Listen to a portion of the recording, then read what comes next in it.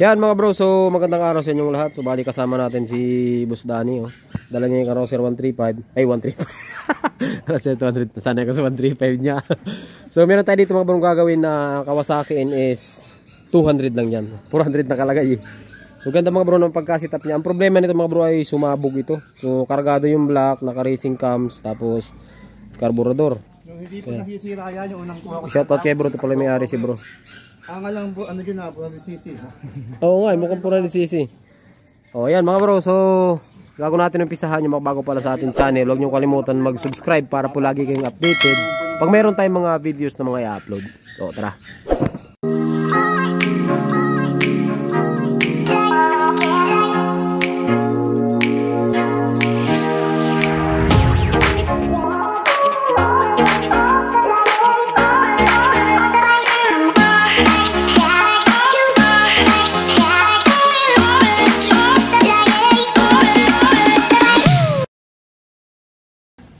Yan mga bro, so dito tanggalin muna natin yung tangke. Tapos maganda dito, naka 30 yata o 28 mm na kargado na carburetor. Ilakas na nga ng carb, kinargahan pa. So maganda, hindi tayo mahihirapan kasi expose na yung makina niya. So tanggalin lang natin mga bro yung tangke. Tapos tanggalin natin tong cover. Ito yan, tornilyo lang naman yan. Dalawa. Tapos ito mga bro, sa NS 200, kahit hindi nyo nakalasin yung cover, ano lang yan? Wala yung mga tornilyo bro ah. Ito wala. Meron dito mga bro, dalawang tornilyo, isa, tapos bali lima dapat. Ito na lang ang natitira. So tatlo yun sa unahan na wala na. So pag tinanggal natin to, bali dalawang G's, isang 12. oh ganun dapat. Tapos dalawang 12 ulit. Bali tatlo 12 na. Ito na lang. So pag nakalas natin to mga bro, mabubunot na natin yan. Wala, paano talaga? 28. Patay ba? Gusto yan eh. Ano naman yan? Testing. For the first time. Wala, lobat na bro. Ay da bro. Bumada na. Kamagal, hindi, ayaw talaga eh. Oo. Bakit? Bumaba na yung valve sa tagal. Pumusa ah. Wala na. Nakaka-ATM pala ano. Na. Tinanggal yung spark plug. Oo, single spark na lang yan. Converted nga. Ayon kasi kay Enstune, mas malakas daw ang arangkada ng single spark. Sabi niya. Sabi niya? Oo. Hindi daw naman din daw nagana yung tatlo, yung dalawang nakasagilid pag natakbo na. Nagana yan bro. Nagana yan. Sabi yan. Sabi. Sa Rouser 135, marami na nagtangkang hindi gumagana. Palyado yan pag hindi gumagana bro. Pero hindi mo siya palyado. Kargado CDI mo kasi. Naka-fix by. Saka yung ano niyan, yung tawag doon, ignition coil niyan. Oo. Ano din, yung MSB. Ano design? Hindi gumagana, design lang. Kaya pala. Pero may spark plug na nakakabit, no? Wala. Eh mayroon, hindi pwedeng wala, mag-cover yan eh. Ayan. Patay lang yung pinatay lang. Patay lang. Pero mas maganda niyan ano. Triple talaga. Oo, triple bro eh. Na-try mo na yan na tatlo ang power, hindi pa? Hindi pa. Iba. Iba. Ayaw gawin tatlo ulit. Ayaw naman. Ginalaw yan. Sa ignition coil, Patingin niya nung. ibang fix. Ito, magpapalit nga rin ng CDI. Hindi pang stock pa yata eh. Stock pa? Ay, ito stock yan sakit. Sakit, stop pa. Oo. Hindi na pwedeng pag-CD. Ay, pwede pa yan. Pwede. Pwede yan. Coil lang. Isa lang ginamit nila dyan. Kasi dadalawa lang ang coil nito, di ba? Dalawa sa Tinanggal yung isang coil. left and Oo, right. yun. Tapos sa gitna isa. Tara. Ayan. May lagayan ka ba dyan mga tornilyo? Bubuhay natin yung tatlo. Buhay natin yung tatlo bro. Tignan mo. Sige. Ibang power niya. Total, ano ba mga nandyan na pyesa mo? Yung pinabili mo, Ano yun? yung cylinder head na gasket, yung bagong cam, stock cam, apat na valve. Ano pa ba? May dala kang grind. Check natin. Yun lang eh. Ewan ko lang. Talasin na para makita na. Tayo kung kailangan talaga na ibuhayin natin. Basta importante sa akin na gumalaw siya uli eh. Sayang kasi hindi ko magamit eh. Sayang bro, ang ganda. Lalong masisira yan pag ano, binibenta mo. Hindi. Naghirapan ko na yan. Modi pa yan eh. Ako nag-modi pa yung ako mag-isa gumawa niyan. Bumili ako mga pyesa-pyesa. Ayos pala bro, yan o. Ayan, di ba hinahanap ko si Boss Danny? Ayan o. Kala nyo break na kami ah. Marami nag-comment. Break na ba kayo ni Boss Danny? Hindi ko na nakikita eh. Busy lang sa shop. Busy lang. Ito na kasi tao sa shop minsan mga bro. Kaya yes, tanggalin lang natin yung tangke. Grabe. Yan, shoutout sa ating mga tropa kay Ernst June. Gawang Ernst yun to mga bro. Pang racing, pang race track daw to dati. Nanalo daw to dati. Grabe, galing na pagkasit. Malupit. Kasi yung screw hawak mo kanina. Ano yung screw? Screw Philip. Ayun o. Yan. Dilaw. May coil ako dyan, yung stock. Yun. Diyan pa. Bago yun, bagong bili yun. Sana ang nandito yung may dalawang lagayan. Kasi yung isang coil nito, dalawa ang ignition coil.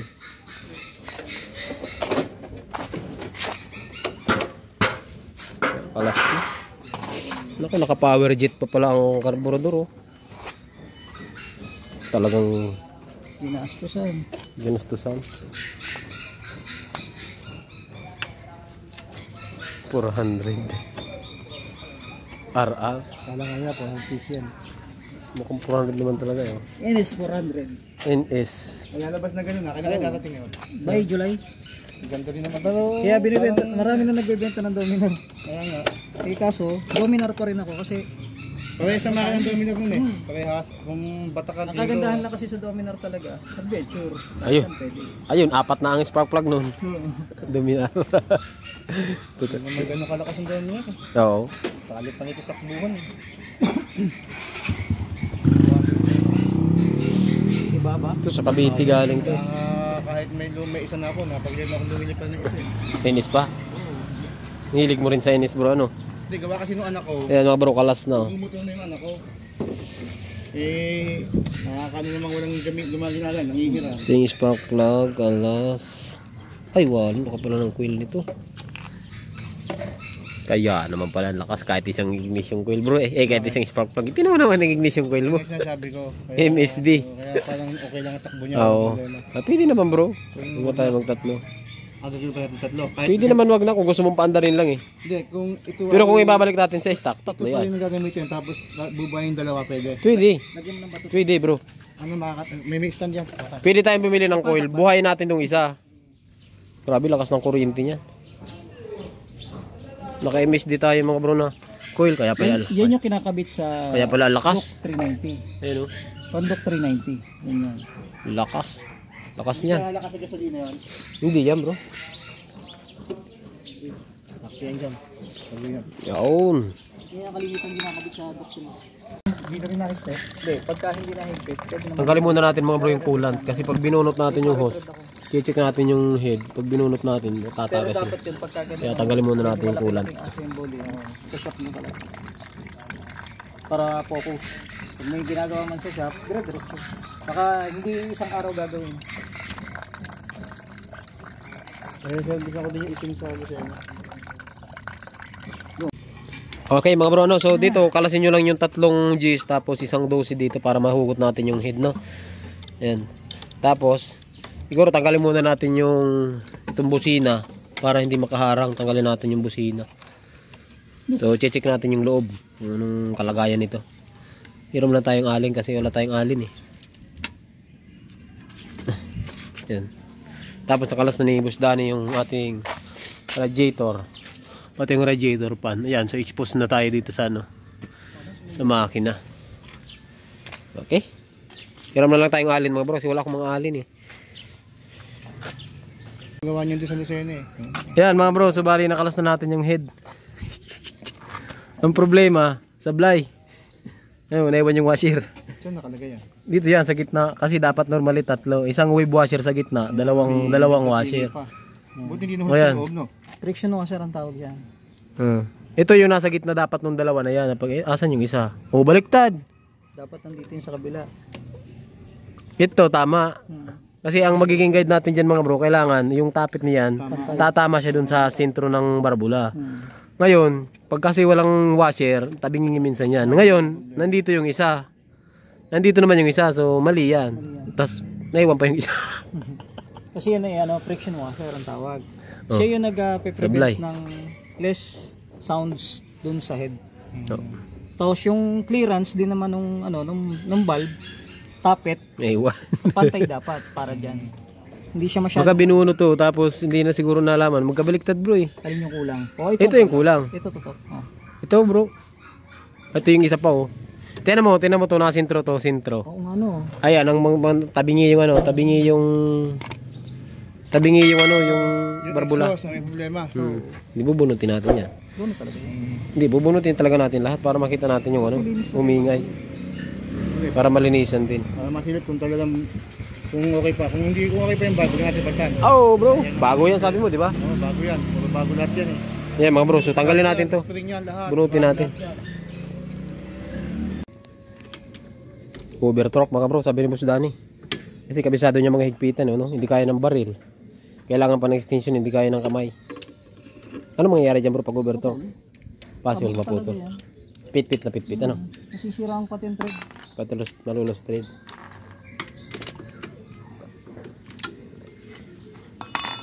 Yan mga bro, kalasin na lang natin 14 na yan. 4 tapos 2 Gs. Bro, please. Yan.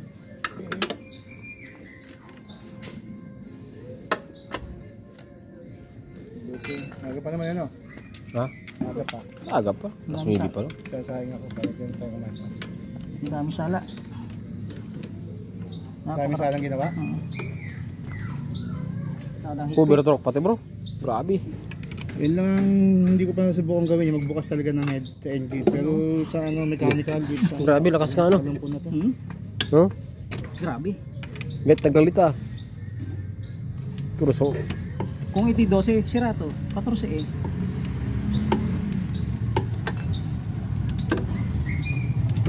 baka pang-truck ang ginamit dyan ah.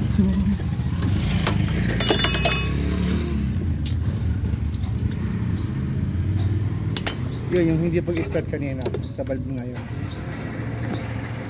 Oo, mantik to eh. Singaw, parang singaw. Ginaganto ko lang yan eh. Tingnan mo yan bro kung gaano kalambot yan pa-start yun. Yan. Segundo lang. Okay, so kalasin natin ito bro 14 tapos ito may dagis dito ay 8, dalawa. So pag nakalas na yan, makakalas na natin yan buong head. Yung itin din din. Nasa barbula yun. Grabe, lakas ng clutch spring. Ito naman, pag umaga, yung basta bagong sakay ka, ayaw mag-minor, kailangan mo nang tumakbo ng matagal, kaya pag itigil, bomba ako ng bomba. Pag umaba na, pwede na, bitawan mo na, biminor na. Pero pag umaga ayaw. Ayaw. Patay lang. Patay na mamatay siya. Buhay siya, patay, buhay patay. Oo. Ganyan ba talaga yan? Hindi. May problema yan bro. May problema yan. Gusto ako dyan eh, pag yung tatakbo ako. Mali ba na lang Lagi 135 kasi kong hawak ang ano eh, gas eh, siguro lakas ko sa gas eh. Kasi mamamatay siya, pag binitawan ko eh. tipid dyan. Pero mo nag-service ako ng Candelaria doon kay La Idol palapaan dyan rin na panood ba noon? Nakapag yung mga vlog mo, hindi ko matandaan eh. Kipan dyan rin. 200 lang ginas ko galing Victoria, balikan ng Candelaria bro. Tipid na nga yun. Tipid, grabe tipid. Kaya nga, may jig ka dito. Kaya mga bro, so nakalasan natin yung 12 tapos yung 4 na 4. Nakalasan natin yan. Jigsaw dyan. Yan mga bro, nakalas na yung ano. So bunutin na natin.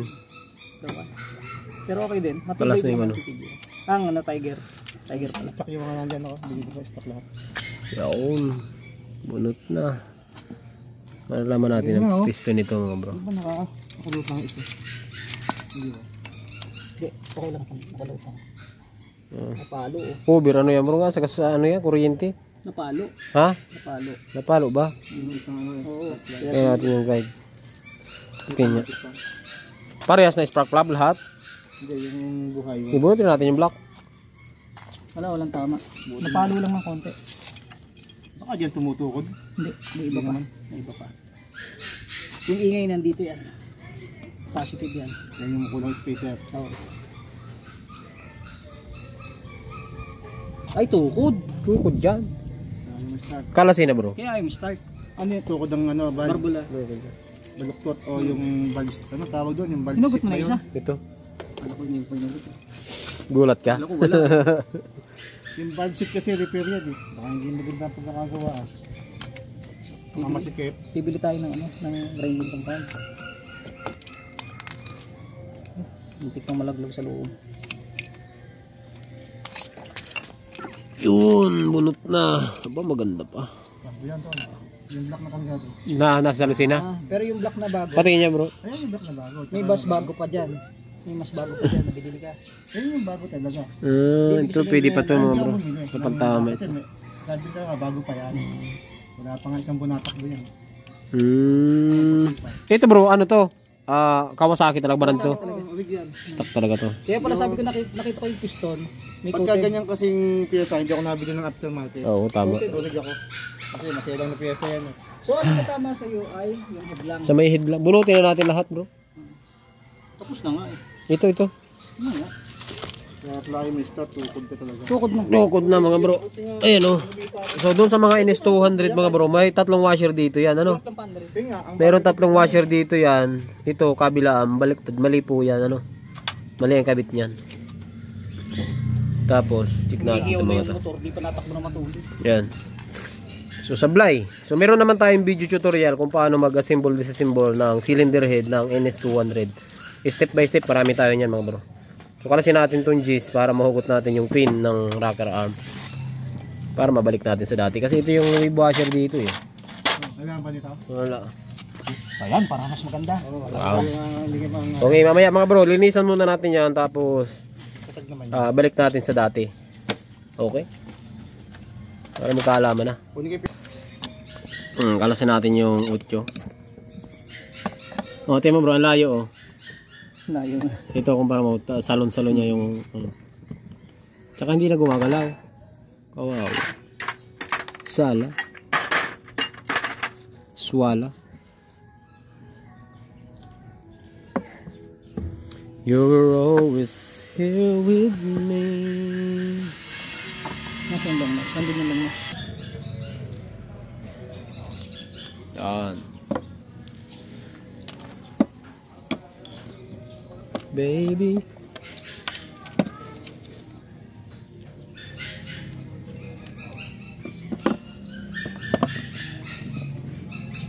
Yan, alas mga bro. Ito yung sinasabi ko sa inyo. Nasa pagitan ng gitna yung ano nito. Ayan. Dalawang washer na magkaparehas. Tapos isang wave na washer. Na gitna dapat yon. Ilan yan? Tatlo? Tatlo sa tatlo? Tig-tatlo dapat sila. Ito mali. Mali yung kabit. Kasi yung isa. Nandiyan sila no? Nakakams talaga no? Malagitik yan. Parang ako makina ng jeep eh. Yung natawanan nga ako din. Pag titigil kami sa... Tasamuhin mo ng karera. Karera tayo. Lagdag, tingin na sa akin. Tol, katok ang makina mo. Sabi ko, hindi, normal yan. Normal pa yan. Katok daw eh. Malagit Hop. nga naman eh. May ano pa. Tayo nga pala. Lock ring. Pero yata ako doon. Kaya nito. Kaya ako ginawa ito eh. Sinadya mo yan? Tinanong ko naman si Ernst yun eh. Ito. Boss, talaga bang maingay itong makina nito? Sabi niya, oo, naka-racing cam ka, normal na yan. Hindi natin kayong patahimikin niya. So, dito na naman natin malalaman kung may sira yung papasukan ng bearing. So, walang problema. Hindi ko lang alam kasi yung bearing ng cams. Buo ba yung cams? Ay, cams lang mismo. Yan, pala mga bro yung pamalit natin ng mga parts. Bagong camshaft, barbula. No good, may bearing. Yan, may bearing. So, dito natin Alpak na lang. Ano may kaya ba yung dalawa yan? Ang taas ng lip niyan bro. Ah, dito ba yan? Oo, pati ito. Oh, yan, pati ito. Mas mataas ang lip niyan. Nilakihan. Hindi, Oo. bali yung unlit nito, kung compare mo dyan, halos parehas. Yung isa na ganito. Hindi pa yung lock sa akin. Gusto na lang bibiling ko. Namalig ako sa malaki. So lilinisan muna natin yan mga bro, mga pisa. Tapos mamaya, babalikan ko yung pagbubuhay na natin. So bibili lang si bro yung may-ari ng valve seal kasi total nagkalas na tayo. Palitan na natin lahat mga bro. Sasaan natin ng ayos. Okay? Yan mga bro, so bali update tayo. Bali naikabit na po natin yung barbula. 4 na barbula, nagpalit po tayo ng ito. Pero ito yung head kasi ni bro, mayroon na pa talaga siyang tama. Eh sabi ko pag ipunan niya na ayan oh. Tapos yung valve guide niya iba na rin mga bro. Kasi lahat ng Rouser, NS125, kahit Fury, 135, 180, 160, 200, 220, ang valve seal po niyan iisang sukat lang. So ngayon yung binili namin na valve seal, hindi na nagkasya. So, ibig sabihin, pag check ni Boss Danny, mas malaki yung valve guide kaya hindi nagkasya yung pang 135. So palit na rin talaga yan. At pang saan? Pang ano bang motor to? Pang Pambarako na. Yan, pambarako daw, sabi ni Boss Danny yung ano niya. Yung valve guide. So, pag-ipunan nito na may-ari ni bro. Bago rin ang camshaft natin kasi naka-racing cams. Ayan. So, di ko lang alam kung ano yung lip nito. Wala nakalagay dito eh. Re-grind lang Zero. yan. In-grind. Oil, ayan o. Converted Okay. re-grind. Kawasaki. So, mamaya mga bro, update ko kayo ano. So, babaking ko muna tong ano. Rouser 180 kasi meron tayong i-check dito sa loob. Kasi sobrang ingay niyan mga bro, grabe ingay. Oh, panig ko sa inyo ha. Ayan o. Ayan o. Yun. Basta ganun, ingay. Tapos hard start pa. So kalasin ko muna yan. Tapos mamaya update ko kayo pagka kinalasan niya Boss Dan ito.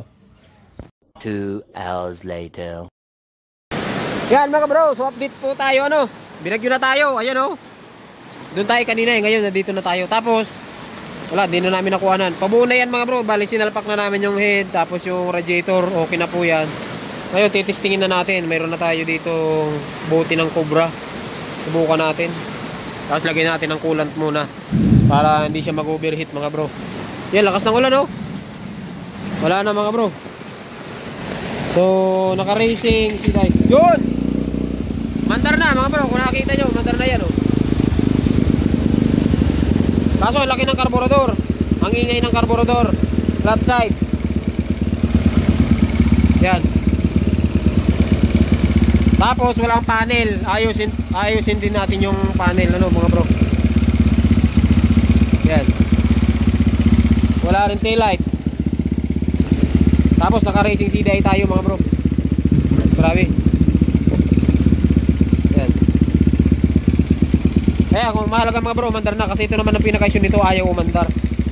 So siguro mga bro, mamaya update ko kayo kapag nabuo na natin to. So bubuuin muna natin. Ayusin ko muna yung headlight nito para isang gawaan na lang. Ayun, tapos ko na rin yun. Ang problema ng clutch housing, timing chain, tsaka chain guide. Yun ang papalitan natin dyan mga bro. Whew! Grabe. Basta, inulan na nga tayo. Nasa kaya yung bag ko? Bro, nasaan yung bag ko?